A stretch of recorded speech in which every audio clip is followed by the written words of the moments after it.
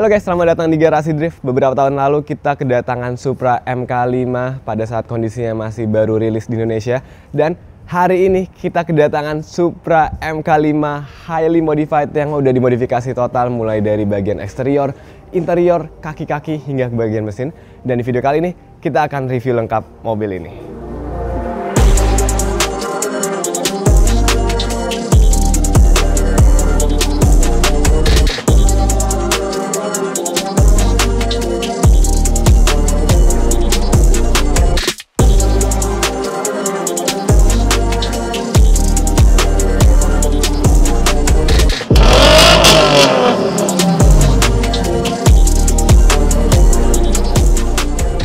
So, kita udah pernah ketemu Supra ini sebelumnya di acara Elite Showcase, tepatnya di booth-nya Platinum Motorsport. Dan gue sangat berterima kasih untuk Platinum karena kita dikasih kesempatan secara eksklusif untuk nge-review mobil ini perdana secara langsung di garasi barunya, Garasi Drift. Suatu kehormatan karena mobil ini menurut gue unik banget dari segi style modifikasinya, bahkan sampai ke body kit yang dipakai, karena body kit ini made in Indonesia. Dan kayaknya ini adalah pertama kalinya gue ngelihat Supra selebar ini. Tadi kita udah ukur lebar dari velg kiri ke velg kanan di velg belakang itu sekitar 2 meter 20 cm atau 220 cm. Itu adalah mobil terlebar setelah RWB yang pernah masuk ke garasi ini. Makanya gue bilang ini mobil menurut gue sangat layak untuk di review di Garasi Drift. So, langsung aja kita mulai review mobilnya. Dari mobilnya dulu, ini adalah Supra A90 atau Supra varian terbaru yang menggunakan mesin B58 yang kolaborasi dengan BMW. Nah, untuk review lebih lengkapnya kalian nonton aja video yang sebelumnya karena itu adalah video review mobil standar. Sekarang kita fokus aja ke bagian modifikasinya. So, ini udah dimodifikasi total ya bagian eksteriornya, mulai dari bagian body kitnya pakai V81 yang ini unik banget, ntar kita akan bahas. Dan yang paling unik menurut gue adalah panduan warnanya. Ini warnanya menggunakan warna Midnight Purple Skyline R34 yang gue pernah pakai di Silvia S15 gue. Ini kombinasinya kayak cross brand ya. Mobilnya mobil Supra, which is sebuah Toyota. Tapi warna mobilnya pakai warna Nissan Skyline R34 yang menurut gue cocok ternyata kalau dipakai di Supra yang udah dilebarin, yang udah di wide body. Dan dikombinasiin juga dengan warna unik dari velgnya, yaitu warna kuning stabilo yang menurut gue lumayan nyentrik. Tapi Mas Vino selaku modifikator dari mobil ini punya alasan tertentu kenapa pemilihan velgnya warna ini. So, untuk body kitnya ini adalah body kit V81 keluaran Platinum Motorsport yang namanya ini mungkin terinspirasi dari nama owner Platinum, yaitu Mas Vino. Depannya V. Untuk 81 ya gue nggak tahu artinya apa, tapi yang jelas ini adalah body kit yang emang diperuntukkan untuk Supra MK5 yang didedikasikan khusus mulai dari white bodinya hingga ke lips bagian depannya, bahkan ke bagian kap mesinnya. Nah, kalau kita lihat bumper depannya, ini sebenarnya adalah bumper standarnya Supra tapi dikombinasiin sama white body yang nyambung ke bagian fendernya. So, sebenarnya looksnya masih ada identitas aslinya Supra, tapi lebih lebar lagi dan dibikin secara cocok ya. Apalagi dilengkapi sama lips yang menurut gue ini indah banget. Jadi lips ini kayak lips OM buat mobil Supra yang diperuntukkan untuk dipakai balapan. Kalian bisa lihat dari bentuknya ini benar-benar senada sama bumper standarnya dari Supra, tapi dengan desain yang lebih radikal lagi, dengan aerodinamis yang pastinya lebih tinggi lagi. Dan terakhir yang gue suka bagian finishingnya ini pakai warna matte gitu atau doff yang bikin ke-expose banget ya karbonnya. Begitu juga untuk kap mesinnya. Ini adalah kap mesin yang dikombinasiin antara bahan dasar karbon serta warna Midnight Purple-nya. Jadi ada sentuhan karbonnya iya, ada warna cat Midnight Purple-nya juga iya. Dan ini bahannya dry carbon selebar itu ya. Kalau Supra kan kap mesinnya itu nyatu sama fender. Ini walaupun ada over fender tapi ini sebenarnya dudukannya ke kap mesinnya. Dan ini semua karbon dari pojok kiri ke pojok kanan yang pasti sangat berpengaruh untuk weight reduction dan juga untuk looks. Ini juga kap mesinnya mereknya V81 yang menurut gue sangat cocok ya. Lekukannya itu senada dengan body kitnya dan juga ada lubang-lubang yang pastinya berguna untuk mengeluarkan hawa panas dan mungkin bahkan menambah aerodinamis di bagian kap mesinnya. Dan sekarang kita lihat bagian fendernya, layaknya Rocket Bunny, bagian belakangnya ban depan ini ada skup udara yang sangat luas ya. Yang bikin dari sudut pandang gue ini kelihatannya kayak expose banget bagian ban belakang. Tapi sekarang model-model body kit kurang lebih kayak gini ya, lebar bagian atasnya tapi kopong untuk bagian belakangnya. yang menurut gua keren banget dan pastinya fungsional untuk ngeluarin turbulence yang ada di bagian sini. Dan kalau lips depan itu ada sentuhan karbon, di bagian side skirtnya pun juga ada karbon dari V81 juga. Yang karbonnya ini finishingnya juga sama ya, Dove gitu. Dikasih stiker-stiker sponsor yang warnanya itu kalau dari deket baru kelihatan, kalau dari jauh sponsornya nggak kelihatan. Jadi secara konsep menurut gua ini body kitnya bener-bener mantep, bentuknya bagus, paduan warna serta sentuhan karbonnya senada. Dan ini body kit yang sangat unik karena bagian belakangnya ini lebar banget.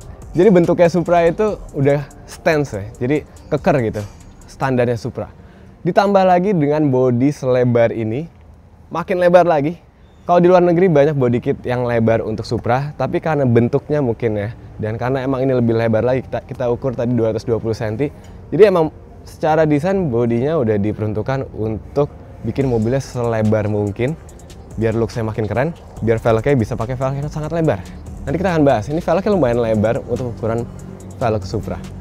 Nah, yang gue suka dari bagian fender belakang ini, menurut gue ini indah banget bentuknya karena dia nyambungin antara fender belakang ke bagian ductile standarnya Supra. Jadi kalau kita perhatiin ya, Supra standar tuh ductile kayak kecil, kayak kurang proper gitu ukurannya. Tapi dengan adanya ductile tambahan dari body kit V81 ini, bikin ductile standarnya tuh jadi kelihatan lebih proper, justru malah bentuknya kayak OM look. Ditambah lagi dengan wingnya ini juga V81 juga, bentuknya keren banget, perpaduan antara wing serta bagian ductile ini menurut gua kombinasi yang pas untuk bikin mobilnya kelihatan racing look gitu ya. Dan selain fender ini nyambungin ke bagian ductile, fender ini juga nyambung ke bagian bumper belakang dari V81 juga. Dimana sini ada bagian seperti Liberty Walk, bagian lampu sebelah kanannya ini ada kayak scoopnya gitu. Ini desain language aja sih. Tapi yang beneran bermanfaat adalah lubang ini. Ini ada ventilasi udara buat ngilangin turbulence pastinya. Dan sama seperti bagian depan hingga bagian samping, bagian belakangnya pun juga ada sentuhan diffuser karbon yang bikin kombinasinya lengkap dari lips depan hingga ke bagian diffuser belakang.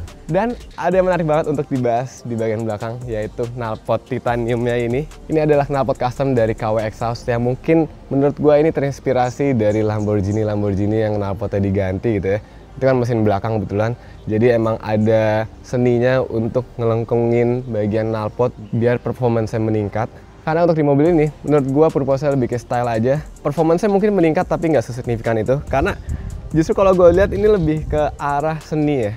Itu lekukan-lekukannya, las-lasannya yang rapi, warnanya yang udah didesain khusus untuk bikin looks titaniumnya makin keluar lagi. Dan bentuknya ini menurut gue sebagian orang suka, sebagian orang nggak suka.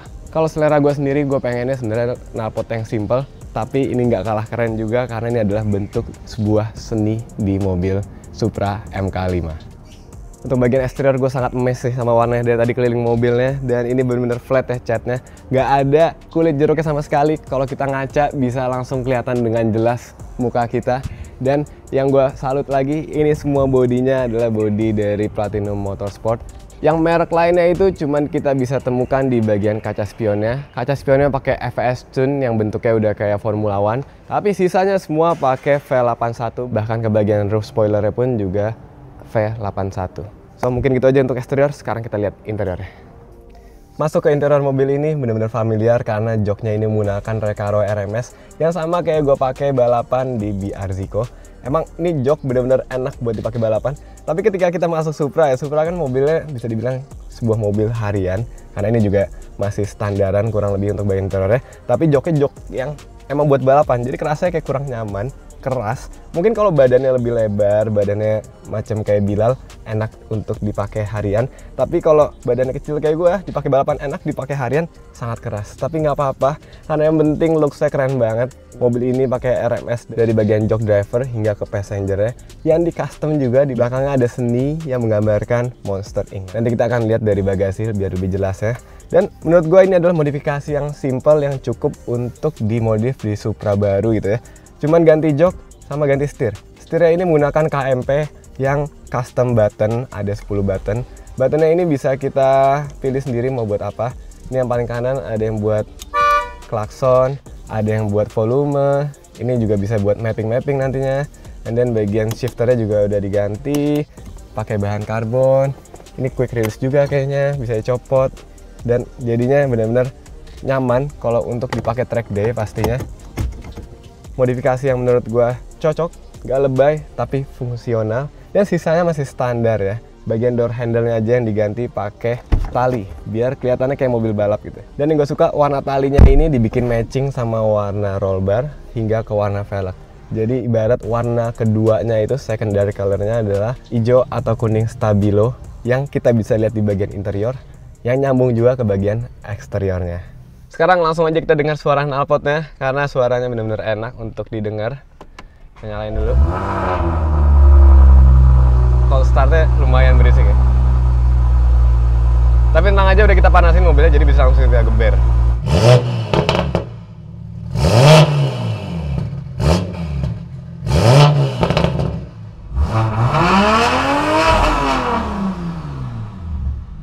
Suara sih, suara mobil kencang ya.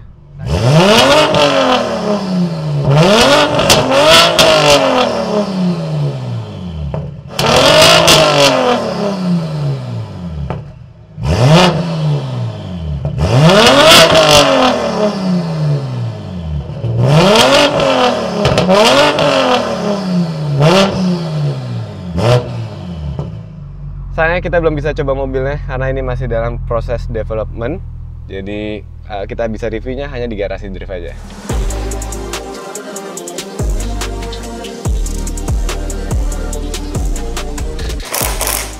Guys, di belakang gue ini ada project Yamaha X-Max giveaway garasi drift yang kita udah modifikasi total mulai dari bagian bodinya hingga ke bagian performance-nya. Nah, kalau kalian mau lihat modifikasi lebih lengkapnya, langsung aja cek channel YouTube-nya Ziko Harnadi. Nah, sebenarnya untuk modifikasinya belum selesai semua. Kita masih mau ngelakuin banyak hal di motor ini. Salah satunya ada bore up dan juga pasang livery. Pokoknya hasil akhirnya bakal keren banget karena kita menuangkan selera garasi drift di motor untuk pertama kalinya. Dan kalau kalian mau ikutan giveaway, caranya juga gampang banget. Kalian tinggal belanja merchandise garasi drift yang apparel, mulai dari t-shirt yang baru kita rilis nih, yaitu volume 17 yang desainnya keren-keren banget. Mau juga kalian belanja yang hoodie atau yang celana, kalian dapat kesempatan untuk ikutan giveaway-nya. Kurang lebih sama kayak giveaway RX-8. Jadi nanti satu pembelian apparel akan mendapatkan satu voucher untuk menang giveaway Yamaha X-Max Garasi Drift. Dan syaratnya cuma satu lagi, yaitu kalian belanjanya di Shopee-nya Garasi Drift aja. Karena produk-produk ini hanya eksklusif di Shopee-nya Garasi Drift. Nah, sekarang kita ngebahas aja untuk volume terbaru, yaitu volume 17 dengan tema More Than a Car, More Than a Legend, dimana kita ngasih lihat mobil garasi drift yang sangat legendaris, mulai dari SX gua yang di tahun 2018 kita menjadi juara rookie champion, ada juga SX kita yang ngedrift di Mandalika untuk pertama kalinya, ada Silvia S15 gua yang perjalanannya jauh banget mulai dari Rocket Bunny hingga ke GP Sports, ada GD Carbon ER34 garasi drift, dan terakhir ada Mona Lisa Dipo yang legendary banget karena ini never ending project yang udah ending karena mau dijual sama Dipo. Dan apparel ini semuanya menurut gue adalah volume terbaik dari garasi drift karena kalian lihat aja sablonnya ini plastisol tapi bener-bener natural ya, kayak foto tapi di print, bagus banget, bahannya juga bagus. So bagi kalian tarik, langsung aja cek Shopee-nya Garasi Drift. Satu pembelian merchandise ini langsung dapat satu voucher untuk menangin giveaway X-Max.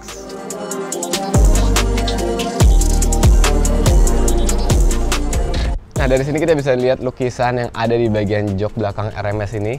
Lukisannya ada karakter utama dari Monster Inc. yang menurut gue lucu banget, dikombinasiin juga dengan lukisan yang ada di tangki airliftnya ini. So, nyambung ya antara lukisan di jok serta lukisan yang ada di tangki.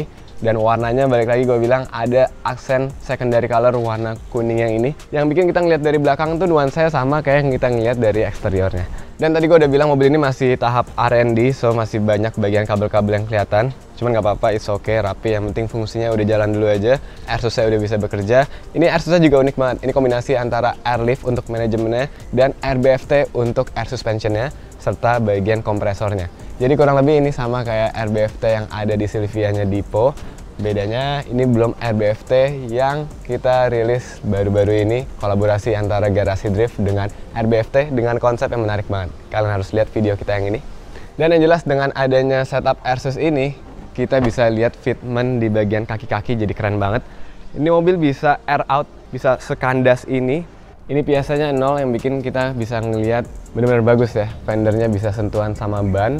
Indah, bagian kiri, kanan, depan, belakang itu fitmentnya sama. Yang emang Mas Vino kemarin cerita velgnya duluan yang ada, jadi bodinya ini bisa nyesuaiin lebar velgnya. Nah, velgnya sendiri ini pakai Brixton Forge, ring 19 depan belakang, tapi belang untuk bagian lebarnya. Bagian depan itu lebarnya 11, itu lebar banget untuk bagian depan. Dan bagian belakang ini lebarnya 13 inch. Jadi udah ring 19, lebar 13 inch. Ini bahkan lebih lebar dari velg Formula One mungkin. Bannya sendiri aja pakai Advan Neova lebar 305 30 R19. Jadi velg selebar ini emang harus dikombinasikan dengan bodi yang lebar juga. Yang kalau gue pribadi sebenarnya warna velgnya ini bukan gue banget, terlalu nyentrik. Mungkin kalau dipakein livery kayak mobil drive Daigo Saito, velgnya nyentrik gini cocok. Tapi karena ini adalah mobil kontes, mobil harian, menurut gue kalau gue pakai mobil ini gue akan pilih warna yang lebih redup lagi untuk velgnya. Tapi nggak apa-apa karena ini balik lagi mobil kontes. Jadi emang Mas Vino ngerancang mobil ini supaya orang tuh langsung kepincut sama mobilnya. Eye-catching banget karena warna velg ini. Oke, terakhir kita mau ngintip bagian mesinnya karena mesinnya ini juga udah dioprek-oprek di Inspiration Motorsport. Inspiration Motorsport adalah bengkel BR Zico yang biasa spesialis 2JZ, tapi dia juga bisa ngerjain B58 ini. Makanya gue penasaran banget. Katanya untuk pertama kalinya B58 di Inspiration dipasangin turbo yang gede banget. Ini pinhood aja udah top secret, udah mantep. Dan pastinya ini kap mesinnya enteng. Ya bener aja, seenteng itu guys. Ya enteng juga sih karena udah pakai pompa juga. Tapi kalian lihat nih, bagian dalamnya semua dry carbon ya. Selebar itu dari bagian kiri hingga ke bagian kanan, yang bikin kita ketika buka kap mesinnya tuh jadi luas banget ya. So sebenarnya mesin ini belum selesai, tapi turbonya udah kepasang. Nanti ada beberapa parts yang mau dimodifikasi lagi, mau dibikin lebih mantep lagi speknya. Tapi tanpa dibikin mantep lagi aja ini udah ada turbo. Ini precision turbo yang ukurannya lebih besar dari turbonya BR Zico, ditambahin di bagian mesin B58 ini. Ngumpet gitu ya. Cover mesinnya masih standar, tapi ada turbonya. Karena standarnya B58 ini horsepowernya di kisaran 382 horsepower. Dan kalau udah di-tune up kayak gini, bisa capable ke 500 sampai 600 horsepower, bahkan ke 1000 horsepower mungkin kalau bagian internalnya juga udah di-upgrade. So, kita tunggu aja, mesinnya nanti bakal dibikin seistimewa di bagian eksterior dan juga interior. Dan untuk sekarang sih menurut gue ini mobil udah istimewa banget juga. Karena pada akhirnya setelah penantian 6 tahun dari mobil ini pertama kali dirilis di tahun 2019, akhirnya di Indonesia ada Supra yang modifikasinya secara total, mulai dari bagian eksterior yang menggunakan body kit made in Indonesia hingga ke bagian knalpotnya yang juga produksian Indonesia. Ini suatu kebanggaan Indonesia bisa memodifikasi Supra seproper ini. So gue memberikan apresiasi yang sebesar-besarnya untuk Mas Vino selaku head modifikator mobil ini. Tungguin aja, kedepannya kita bakal nge-review mobil-mobil dari Platinum Motorsport lagi yang pastinya nggak kalah keren. So thank you so much untuk kalian yang udah nonton. Keep driving safe and goodbye.